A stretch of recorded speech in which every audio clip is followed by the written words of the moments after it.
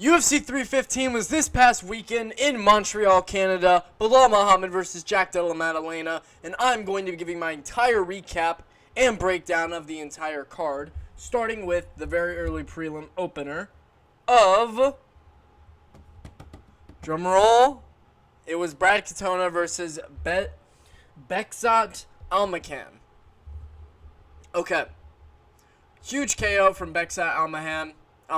Obviously, Almakhan's, I believe, only fight in the UFC was to Umar Nurmagomedov when he dropped Umar in the beginning of the fight. Got controlled for a lot of the last two rounds. Just got a little bit more outdone by Umar in those rounds. You know, somewhat close fight. He goes out there, sleeps Brad Katona early. Good sign for, it's a good sign for Bekzat Almakhan to be able to get a win like that. You know, when you had a close-ish, loss against Umar Nurmagomedov. So, it's a good start for Bekzat. You know, he caught him coming in right with the uppercut. I mean, it was a beautiful rear uppercut. You know, Katona went down, and, Bekzat finished the fight. It was really impressive, and a great way to start off this card. This card was great. A lot of fun. I'm going to move through these pretty quick because I just want to talk about the main event, guys. Let's move up. Daniel Santos versus Jung Young Lee. Now, I picked Jung Young Lee. Obviously, I will address this. I didn't do a predictions video. Apologize. I was really sick the day before the event. I was feeling really bad. And the morning of, I still didn't feel great, and I had a lot to do that afternoon. I couldn't really, crank out a video before the card. So I released my picks on Twitter. If you didn't see my picks, actually, I haven't really counted what my record was for this card. So let's do that before I go over this next fight with Santos and Lee. So I got Almakhan. I picked Lee, so 1-1. I picked Bruno Silva. I don't know why the fuck I did that. 1-2. Sterling 2-2. Bukowskis I did pick over Kutulavas with 3-2. Jasmine 4-2. Malat 5-2. Saint Denis 6-2. Natalia Silva I picked as well 7-2. I picked Aldo. He got robbed, so 8-2. 7-3 whatever. I picked Fiorat. Was close. Didn't get it, so 7-4. And then I picked JDM 8-4. I picked JDM. I was right, as I knew I would be. 8-4. One of them was a robbery. But, what am I going to do? We're going to get to that Jose Aldo fight. A lot of people, will say it was a close fight. Which, there were a lot of close fights on this card. And it was a close fight.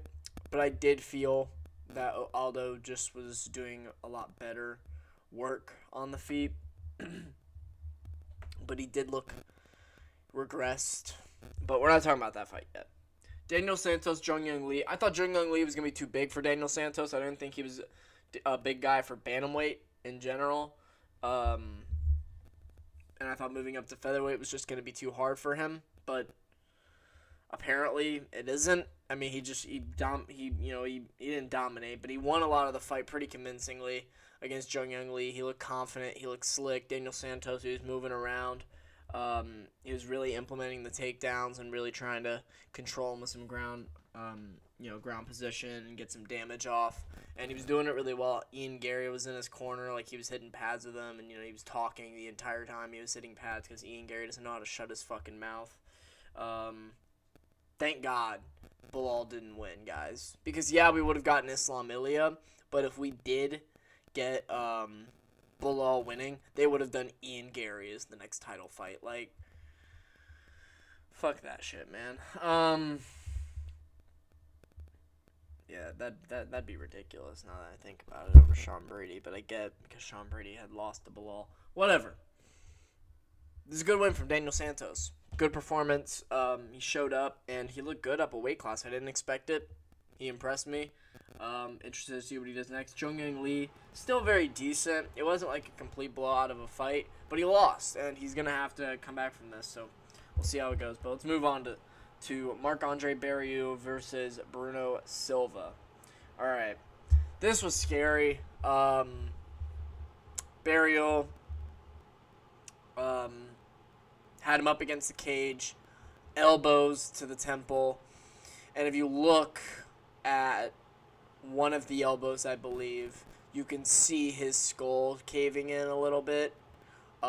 It's nothing crazy, but you do see a spot in his skull cave in the middle of the fight when he gets hit by one of the elbows, Bruno Silva, and you see him crumple down to the canvas, and then his head gets pushed against the canvas, and more elbows rain down on him. Marc-Andre Barriault was a brutal finish. I thought Marc-Andre Barriault was done. Now, Bruno Silva was also done, but I thought Bruno Silva was going to prove some people wrong because he's been done really wrong in his career with a lot of certain things. And he does have talent, and I was hoping that maybe he would just get one more win. But you could tell the damage that has been brought on Bruno Silva throughout his career took a toll, and it was one of the deciding factors in this fight, to be brutally honest. And Andre Barriault looked more confident in there. He was happy to be in front of his crowd, and he just tore apart Bruno Silva. Those elbows against the cage, absolutely brutal. Silva got stretchered out. Hopefully he's okay, but his time in the UFC's done. Yeah, good win for Marc-Andre Barriault. We'll see what he does next. But Bruno Silva, man, hopefully he's doing all right. I haven't checked on him since the card. I'll probably look at on his Instagram later. Navajo Sterling versus Ivan Ursulan up the card. This is the first prelim of the night after the early prelims. There were only 12 fights in this card. Pay-per-view, I would like more, but I understand. I believe it was Burns Morales that got taken off this card. That would have really helped this card, but the main event saved it. So, whatever. All right, Navajo Sterling, Ivan Ursulan. Sorry, guys, I'm really tired. This is a good win from Navajo Sterling. It was a good win. But I mean, Ivan Ursulan, you should be putting away if you're going to be a true light heavyweight contender. This is why Zhang Mingyang is as good as he is and as hyped up as he is, because he beats everybody by first round KO. So he's starching these guys. And while Navajo Sterling came into the UFC, this big prospect, and what I've seen from him is, he's got skill, he's got composure, and he's got that, he's got that same level of, how do I say this? IQ and fighting style from that Australian team. His kickboxing is clean. He's got confidence in the cage. He's a smart fighter. And he's talented. He reminds me a lot of Carlos Ulberg, not just because he's an Australian light heavyweight, but also, he does kind of fight like him. He's more aggressive than Ulberg, but he's not. I don't feel like he's going 100% with his shots. He's not loading up his shots. He's very just like, but it's not like he's leaning up into the, he's not using his legs to gain a lot of power. He's just kind of firing away, and he's putting volume and he's putting numbers and damage on these guys, but he's not quite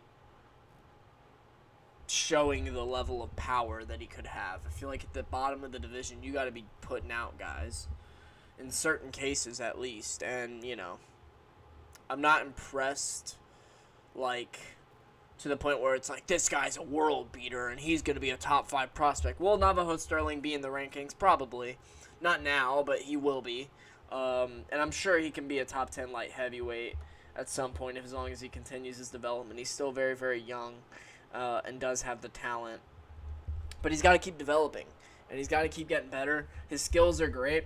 His power, I think, is overrated, and he's got to show us that he's got that level of power, or else he's going to become this decision guy. And he, it was a fun fight to watch because Sterling was teeing off. It wasn't a boring fight, but you do like to see finishes at the bottom of this division. So Navajo Sterling, very good fighter, and he'll be a good middleweight or light heavyweight contender. Sorry, guys. A good middleweight or a good light heavyweight contender, guys. He's in that division. I'm on 5 hours of sleep right now. Had to drive to school at 7:30. I'm tired. Moving on. Modestas Bikauskas versus Jan Kutalaba. Okay, watching this live, I felt like Kutalaba got completely robbed. The total strike numbers were pretty bullshit. A lot of those shots that they ruled that they deemed successful were on the guard. And it's like, yeah, I guess they're landing, but they're not actually doing any sort of damage to Modestas Bikauskas.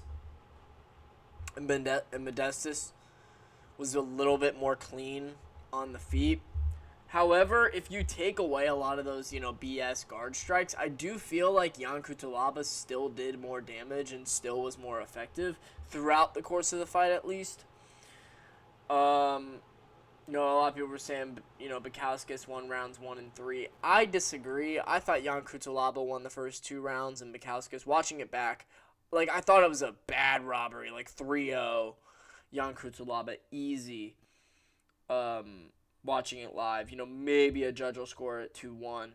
But when I saw the decision, I was pretty shocked. Especially the 3-0 scorecard to Bikauskas is ridiculous. I do understand. I thought Bikauskas won round 3, but I thought Jan Kutalaba won rounds 1 and 2, and I thought he won the fight. So, rough for Jan Kutalaba. Close decision. He's coming off a big win. He was really hoping for this one. This would have potentially got him into a ranked opportunity, but Bikauskas is probably going to get that now that he's on this win streak. He's training with Aspinall in England, so, definitely someone to watch out for. Obviously, Modestas has had a lot of, he's been around, but he's improved, and he looks good, and he looks like he's focusing on winning, which is good, and he's not focusing on showing off. He's focusing on winning, and he's doing that. Now, this wasn't the greatest fight, but he got it done. Whether you think he won or not, he got the win on his record, and he's probably going to get a ranked opponent next. So, rough one for Jan Kutalaba. He'll be back, hopefully. But, yeah, close fight. I thought Jan won, but, mid performance from both guys.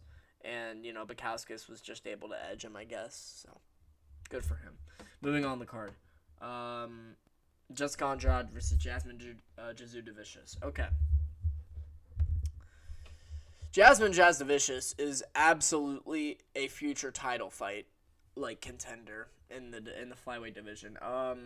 She has a lot of raw talent. I saw the stat that I believe she started training MMA at 26. That's ridiculous if true. Maybe it's not true. Maybe I got trolled, but Jasmine Jasudavicius has a lot of talent. Now, I knew this coming up. Now, Jessica Andrade, I thought was her hardest matchup, and I did pick Jasmine Jasudavicius in this fight. I thought it was going to be close. I thought it was going to be a decision. But Jasmine Jasudavicius really showed off her talent and her skill level and her finishing ability. She has really good finishing instincts.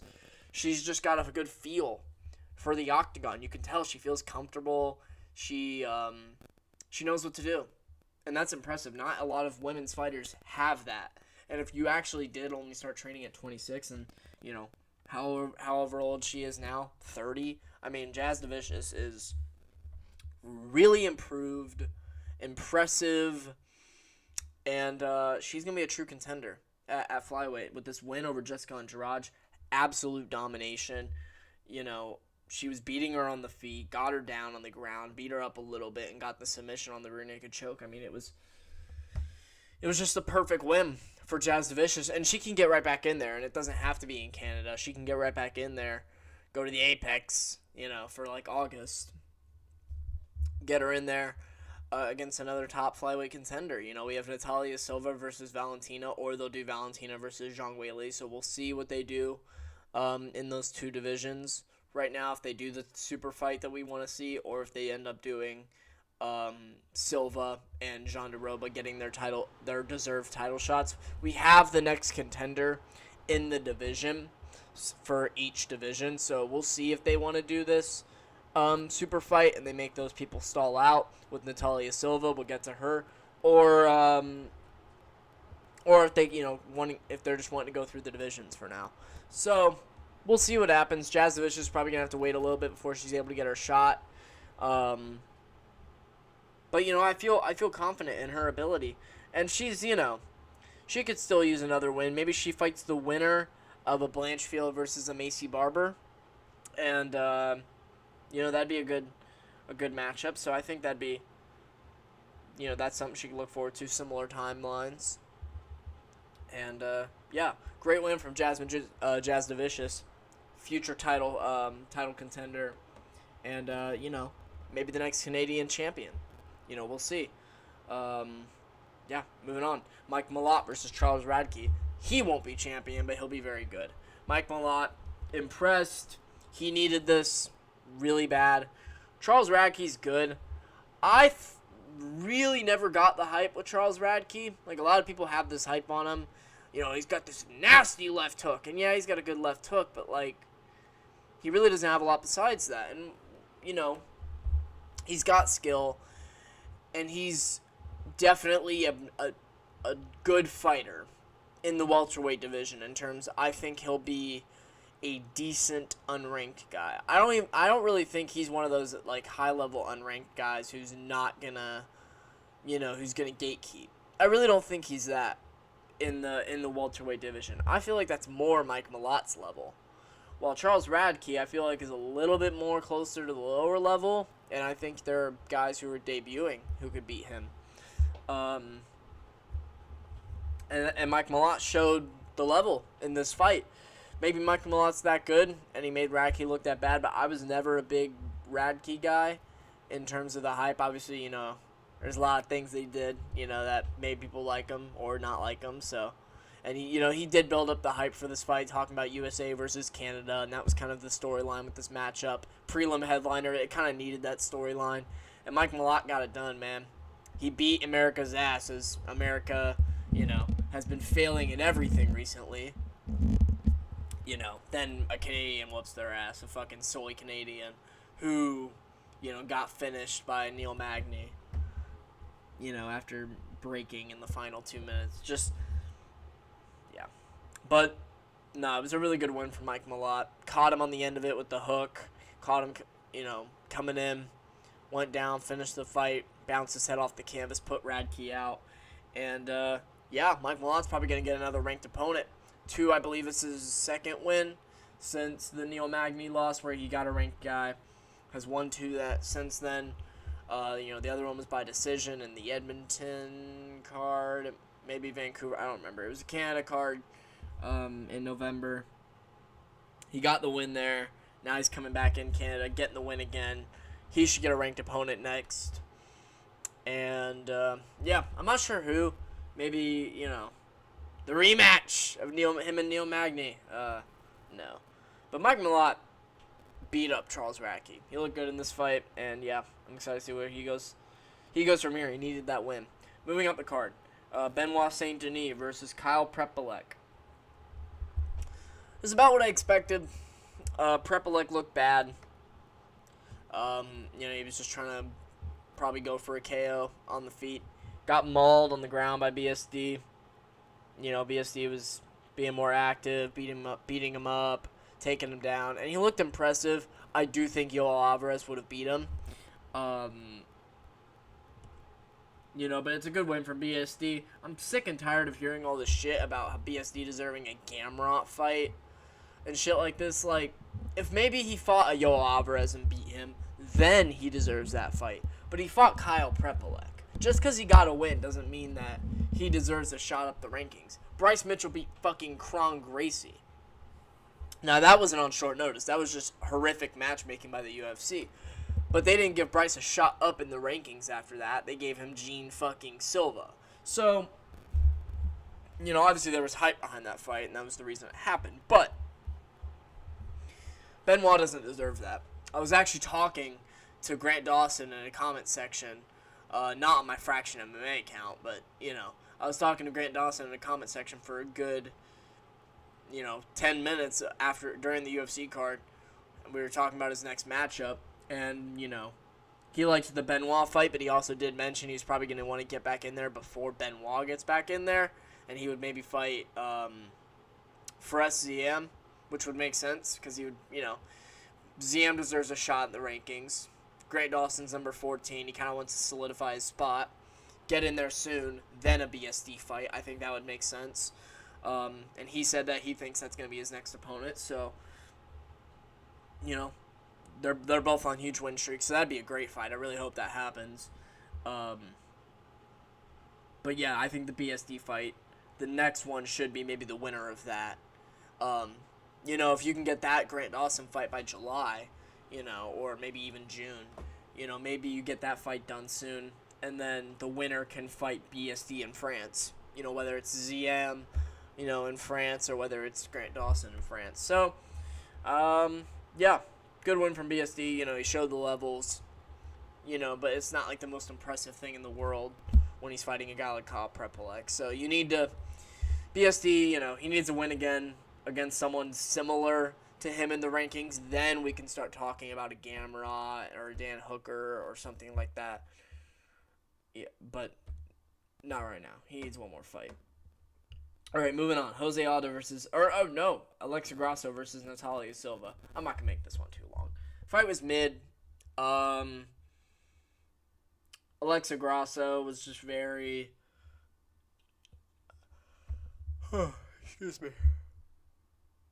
No urgency from the former champion.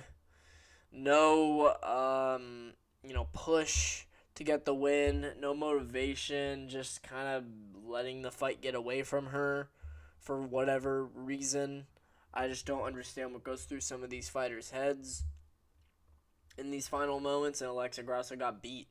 She got beat by Natalia Silva. The commentators are so bad on this card, and they compared this fight to Canelo versus William Skoll, which if you watch that fight, that was when Skoll was just like moving around. I don't know if I'm saying his name right. Was just moving or like running around, not throwing, while Canelo was chasing him down and also not throwing.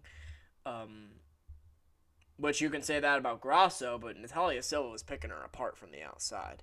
And, you know, they did say that, but they also were comparing it to that fight, and I was like, all right, you know, whatever. We'll get to a few other things about the commentary, specifically about the main event, later. But a good win from Natalia Silva. Picked her around picked her off around the outside. Kicks. You know, she's switching that leg. I like how she feints that leg and then will just go for it and just fire kicks right at your head. No telegraphing. It's really clean, really smooth style of striking from Natalia Silva. And she's got crisp combinations on the inside, too. She's like a Lerone Murphy, but if Lerone Murphy fired kicks off. So, you know, not quite Lerone Murphy, but in terms of, like, the combinations she throws with her hands, very similar. Very, you know, I want to get out of here, and I want to get back into the center and, you know, get back into my range, but I'm going to fire 3 punches right here. Bang, bang, bang. You know, very quick, not a lot of power, but toucher. And, but, yeah, good one from Natalia Silva. Alexa Grasso, very unimpressed by her performance. Yeah, we'll see. I have no idea what's next for her. You know, get her on the Mexico card and stick her against some easy-ass matchup so we can, you know, get her a win. And she can go on the main card of the Mexico card, but yeah. Whatever. Yeah, good one from Natalia Silva. She deserves the title shot. We'll see if they give it to Zhang Weili, though. I'd understand. I'm not going to be, like, dying waiting for a Natalia Silva title shot, but I will say she does deserve it next, and she doesn't have to fight anybody else. So, good one from Natalia Silva. You know, her versus Shevchenko will be interesting. So, if that's the fight they end up doing, her versus Shevchenko will be very, very interesting. Also, the rematch with Jasmine Jasdavicius would be very interesting in the future. That was Natalia Silva's first fight in the UFC, and she got the win. Moving on, Amian Zahabi versus Jose Aldo. I thought Aldo won. Now, a lot of people are saying Aldo fans are coping, Zahabi won, all these things. Now, I want to give credit to Zahabi because I don't want to just look like I'm completely trashing Zahabi here. Because he did put on a good performance. He didn't lose badly to Jose Aldo. I thought Aldo won the first and the third, to be brutally honest. But I still thought he won the third, despite, his complete gas out, just because of him dropping him. It wasn't a 10-8 at all. It was very, very close. Um, the commentators are fucking saying, is this maybe a 10-8 for Zahabi? Where? But, Aldo, I thought, won the first, lost the second, and then the third round, he hurt Zahabi bad, punts him in the head. I mean, a beautiful soccer kick. As soon as Zahabi's getting up, like, perfectly timed, to where it's not illegal, but it's also in the right position to where it's going to land flush. Directly on the chin, maybe, like, a little low, like, on, like, where your double chin would be if you were, bigger. And